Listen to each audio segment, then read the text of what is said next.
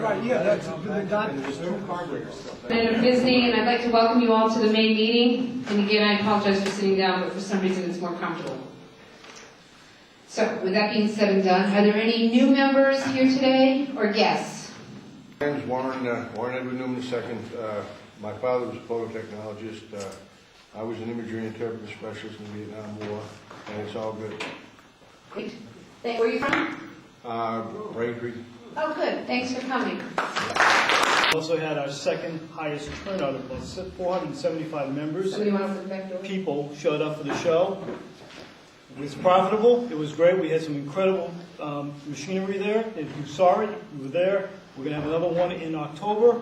Be there, aloha. Thank you. Great. The snapshots when you get it, but it's going to be at the PHSNE Museum in Salem. Now, for all the fully paid up PHSNE members, we will pay your way into the museum. So that's like, and then we'll be giving a tour of the museum starting about 1 and a tour of the new tintype photography exhibit that they have. So PHSNE, if you're not familiar with it, has essentially kind of think of the New Bedford Whaling Museum as the Whaling Museum. The PHSNE Museum was the China Trade Museum. Is anyone on the left side over here, on this side, in this row? I've never been here before. Introduce yourself. I'm Bob Stewart. I'm from Stowe. I came into possession of an old Elwood pattern company enlarger. It's apparently a dual format model. It's got 2 sets of bellows stacked up. And I left it out in the car. But if there was somebody here who knew something about these things, I'd be interested in showing it to you and seeing what you... Put up your hand, Edward. What you... No, I drank that before I got here. G.I. That's all there. There he is, G.I. Joe. 1984, Hasbro produced the G.I. Joe camera, and he was a very famous military figure. Let me assure you he was. So that's part of the contribution now to look at. And it's a fabulous photograph, and it's a wonderful cabinet portrait style with the photographer's name and Hudson, Massachusetts on this. So there's a little research to be done about who Brown was in Hudson, Mass. Worcester Art Museum. So the Worcester Art Museum, until the 24th of the month, 53 pictures, some of them as wide as 5 or 6 feet across. I think it's going to be a fabulous, I'm going to go see it. I think it's going to be a fabulous thing to see. So. Yes, actually, what a great talk that was. So he's back from the Fitchburg Art Museum with with another wonderful thing on military photography. So, Steve, I'll turn it over to you. You can go over and turn down the lights. This lecture was originally presented 10 years ago in connection with the Fitchburg Art Museum's exhibition called Two Ocean War, photographs from the Edward Stuyton Navy years. It was drawn from Navy photographs that I found in the Harry Ransom Humanities Center at the University of Texas at Austin. And we brought the Stuyton photos from Austin to Fitchburg, and I prepared to show it this lecture at that time. This lecture is intended to place photographs in graphic art for the development of iron and steel fighting ships over an 80-year period from 1862 to 1945. In this time frame, navies evolved from using muzzle-loading cannon to employing breech-loading rifles. The picture on the right is of the USS Essex at Hampton Roads, Virginia, February 3rd, 1943. Newly commissioned on December 31st, 1942, the Essex was the first of a class of large carriers authorized under the 1940 Naval Expansion Act, which she joined the fleet in 1943. We're going to step back further to December 16th, 1907. The picture on the left is of the Great White Fleet as it sails from Hampton Roads. Something missing here. That's the Fairy Firefly. That's right, it sure is. The Virginia Ely flying off the USS Birmingham November 1910, barely 7 years after Orville and Wilbur Wright made the first flight at Kitty Hawk. And so this is the Curtiss biplane, which they flew. This was the Navy's first step in developing naval aviation. I just want to say on behalf of PHSNE, thank you very much for your presentation today.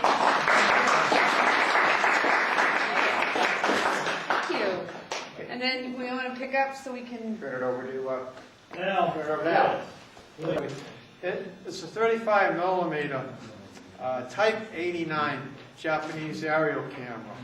And in the talk, the Kate was mentioned. This is a Kate, and you can see, I hope you can see, from out there, you might see that machine gun up in the back.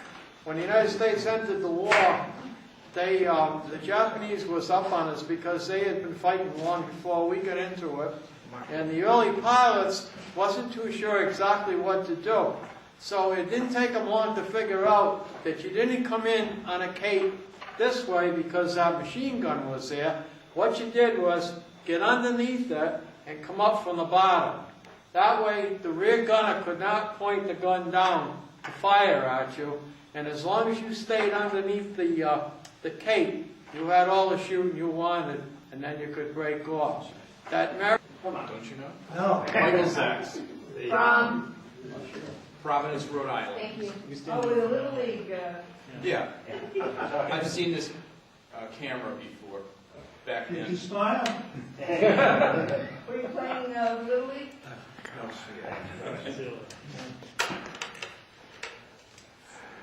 4x5 combat graphic. It's a, that's the KE-12. Don't have a number for this one. Has a graph lock back on it. Don't know if that's original. I have used this camera. It's a lot of fun. Pretty much a speed graphic that we all know, only in OD. Olive drab.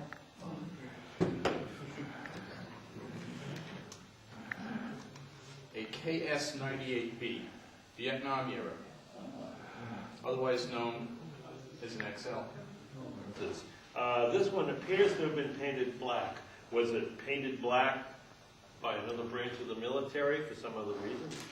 Or was it just someone that did it? I don't know. It appears to have had the finder replaced because there's a chrome bezel around the glass on the front of it. But other than that, it seems to be pretty neat. They're essentially, it was a magnesium alloy body, or magnesium, maybe pure magnesium, I don't know. It could be a lot heavier for cast iron, certainly. It has a shutter in it that is... Couple of things. One of my minor collecting projects is, and these, sadly, are civilians. I don't know how the military would have marked them. The light meters of World War II. You can read all about them in this Army Technical Manual. Evidently, during the war, the Army migrated from using Western meters to General Electric meters. Hi, I'm Henry from Cochituate, and sometimes you don't get brown bags. You get something like this. And there it is. And with that, here is the Japanese aerial camera that was in this box. So I have the brown box, the gray box with the aerial camera. And it is approximately 5 by 7 size, roll film. It's heavy as all.